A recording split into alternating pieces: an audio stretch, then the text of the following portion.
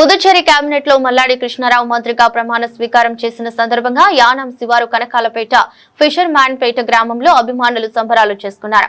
Puducherry cabinet లో మల్లాడి కృష్ణారావు మంత్రిగా ప్రమాణ స్వీకారం చేసిన సందర్భంగా యానాం శివారు కనకాలపేట ఫిషర్ మ్యాన్ పేట గ్రామంలో అభిమానులు సంబరాలు చేసుకున్నారు.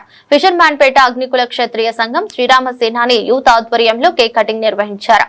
ఈ సందర్భంగా తమ అభిమాన నాయకుడు మంత్రి పదవి చేపట్టడం పట్ల హర్షం వ్యక్తం చేస్తూ ఆనందోత్సవాలతో సంబరాలు చేసుకున్నారు. కేక్ కటింగ్ చేసి గ్రామంలో బాణసంచా కాల్చి మిఠాయిలు పంపిణీ చేశారు. కార్యక్రమంలో ఫిషర్ మ్యాన్ పేట గ్రామ పెద్దలు, యువత, శ్రీరామ సేనాని యూత్ సభ్యులు, మహిళలు ఉన్నారు.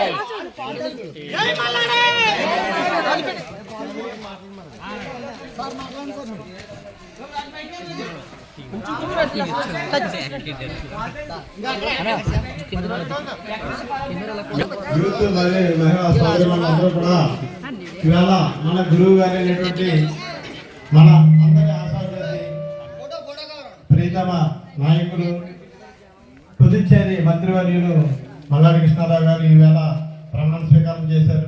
ఈరోజు అందరికీ ఈ అందాక కూడా మనందరికీ చాలా పండగ వాతావరణం. మిగతా వాళ్ళకి ఎలా ఉన్నా సరే పేద వర్గాలు అనే వాళ్ళకి అందరికీ కూడా మల్లాడి కృష్ణారావు గారు ఈవేళ ప్రమాణ స్వీకారం చేశారంటే మనకి అనేక సంక్షేమ పథకాలు తీసుకొస్తారు, మన జీవితాలు బాగుపడతాయన్న ఉద్దేశంతో అందరూ కూడా చాలా ఆనందంగా మన ఇంట్లో పండగ వాతావరణం వచ్చినట్లుగా అందరూ పండుగ చేసుకుంటారు. ముఖ్యంగా వాళ్ళందరికీ కూడా ధన్యవాదాలు. ఈ పిలుపు మేరకు మీరందరూ ఇక్కడ విచ్చేసినందుకు మనందరి ద్వారా ఆయనకి శుభాకాంక్షలు తెలియజేస్తున్నాం. ఆయన నాలుగోసారి మంత్రిగా ప్రమాణ స్వీకారం చేశారు.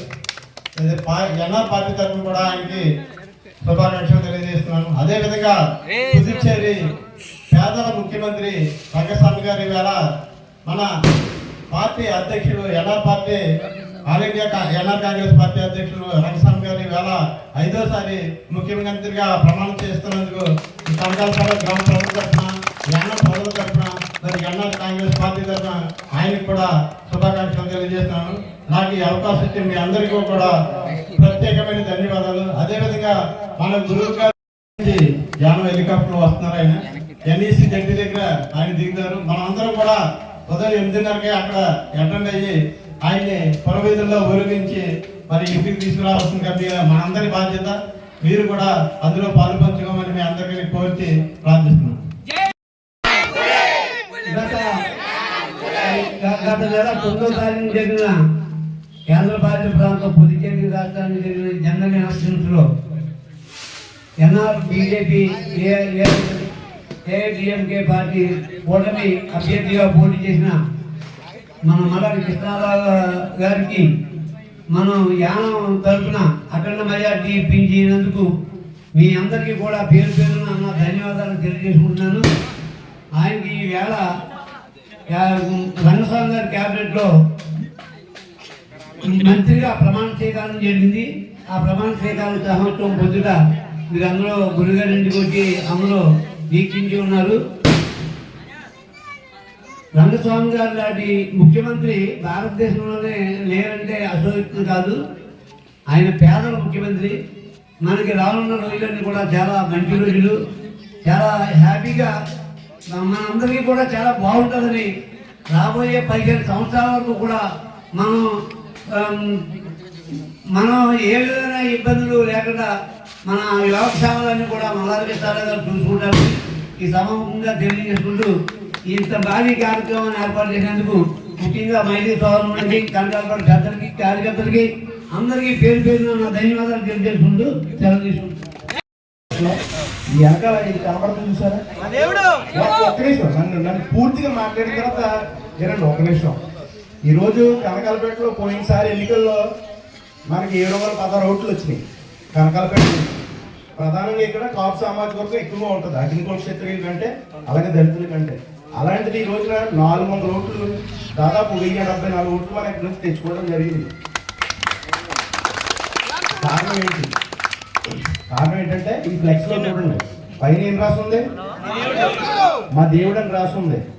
యానంలో ఇంతమంది దాదాపు వెళ్ళిపోవడం ఈ విధంగా జరుగుతుంది. కానీ మనకి ఏదైనా సమస్య వస్తే కనకాలపేట నుంచి సావిత్రి నగర్ వరకు, అది కాపుల, అగ్నికుల క్షత్రియుల, దళితులని కాకుండా వెంటనే ఫోన్ చేస్తే ఫోన్ ఎత్తి నాకు హాస్పిటల్లో ఈ సమస్య ఉందంటే మరి దేవుడి కాకపోతే ఏమవుతాడు? అది రాసింది 100% వాస్తవం.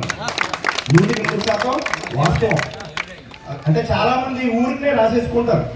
ఈ రోజున యానంలో కాపులు, అగ్నికుల క్షత్రులు కలిసి రాజకీయం చేశారంటే యానం చరిత్రలో రికార్డే. ఎందుకు చేశారంటే యానంలో ప్రజలందరూ కూడా గోదావరిలో మునిగిపోతున్నటువంటి పరిస్థితుల్లో మాకు నువ్వే దిక్కు దేవరాజు మల్లాడి కృష్ణారావు గారు వెనకాల ప్రతి సామాజిక వర్గం కూడా నడిచి ఈ రోజున ఊపిరి పీల్చుకున్నటువంటి పరిస్థితి. ఊపిరి పీల్చుకుంటుందండి యానం అంతా కూడా. మరి మన ఏ రకమైనటువంటి పరిపాలనతో పోల్చాలో తెలియదు, కానీ నిజంగా యానంలో ఉన్నటువంటి ప్రజలందరూ కూడా ఊపిరి తీసుకున్నారు. మీ కనకాలపేటలో ఉన్నటువంటి అగ్నికుల క్షత్రియులు కానీ, దళితులు కానీ ఇక్కడ నుంచి పిలుపునిస్తా ఉన్నాను. వచ్చే ఎన్నికల్లో మల్లాడి కృష్ణారావు గారికి వర్గం నుంచి ఆయన పోటీ చేసిన, శామ్యూల్ గారు పోటీ చేసిన, ఇంకో సుబ్బారావు చేసిన, అప్పారావు చేసిన, కృష్ణ గారు చేసిన, మీలో ఎవరు చేసినా సరే మనం కనకాలపేట నుంచి 2000 ఓట్లు తక్కువ కాకుండా 10,000 మీరు పనిచేయాలి. అంటే ఏంటమ్మా, మనందరం కూడా స్నేహ సంబంధాలు వారితో ఏర్పరచుకోవాలి, ఏర్పరచుకోవాలి. ఎవరికన్నా ఆపకుండా మల్లాడి కృష్ణారావు గారితో మేము మాట్లాడుతాం అని చెప్పేసి మనం ఒకరితో పుచ్చుకోవాలి.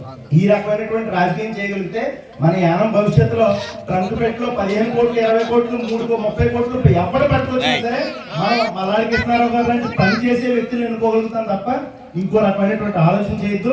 మనందరం కూడా మనుషులుగా కలిసి ఉంటాం.